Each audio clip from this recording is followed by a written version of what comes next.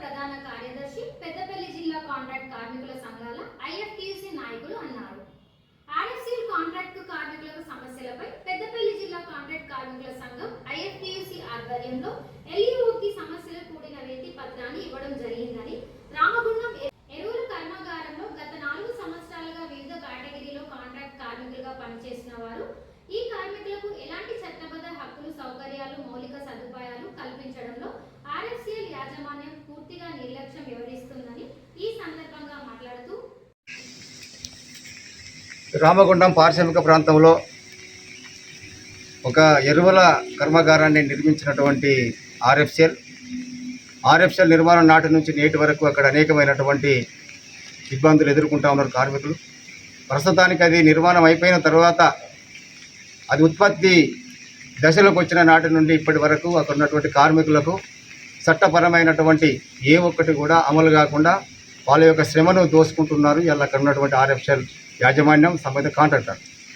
ముఖ్యంగా అక్కడ చేస్తున్నటువంటి హౌస్ కీపింగ్ కార్మికులు కావచ్చు, మెకానికల్ కార్మికులు కావచ్చు, అక్కడ ఉన్నటువంటి బ్యాగ్ టీచింగ్ కార్మికులు కావచ్చు, లోడింగ్ అన్లోడింగ్ కార్మికులకు సంబంధించినటువంటి విషయాలు చూసుకున్నట్టయితే అక్కడ వారికి ఒక్కటి కూడా చట్టపరమైనటువంటి జీవో లేదు, చట్టపరమైనటువంటి సమయం లేదు, చట్టపరమైనటువంటి ఒక్క హక్కు కూడా వాళ్ళకు లేకుండా వాళ్ళ అనేకమైనటువంటి ఇబ్బందులకు గురి చేస్తూ ఉన్నారు.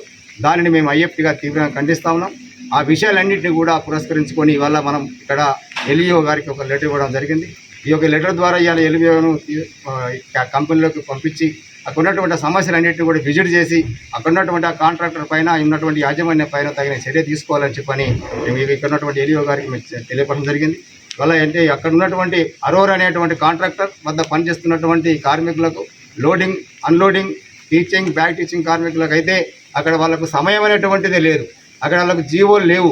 వాళ్ళకి అక్కడ వేతనాలు చట్టపరంగా రావాల్సినటువంటి ఒక్క వేతనం కూడా ఇవ్వకుండా వాళ్ళకు ఒక ఏదైతే వాళ్ళకు ఐటెం బేస్ కింద తీసుకొని ఫీజు రేట్ కింద పెట్టేసి వాళ్ళకు ఒక బ్యాగ్కు 40 పైసల చొప్పున ఇచ్చి వాళ్ళకు నెలంతా చేస్తే వాళ్ళకు మినిమం 7,000 కంటే ఎక్కువ వచ్చేటువంటి పరిస్థితి లేదు.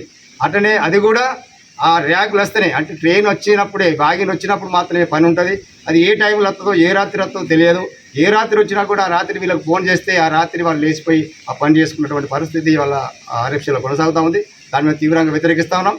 అక్కడ పనిచేసేటువంటి కార్మికులు మెయిన్గా బ్యాగ్ టీచింగ్, బ్యాగులు చేసేటువంటి కాడ కానీ అక్కడ ఉన్నటువంటి లోడింగ్, అన్లోడింగ్ చేసేటువంటి కార్మికులకు 3 షిఫ్ట్ల విధానం కొనసాగించి వాళ్ళకి 8 గంటల పని ఇవ్వాలి, మినిమం వేజ్ ఇవ్వాలి, వాళ్ళ పనికి తగ్గటువంటి వేతనం ఇవ్వాలని చెప్పని మేము వాళ్ళ అక్కడ ఉన్నటువంటి కంపెనీకి మేము తెలియజేస్తా ఉన్నాం.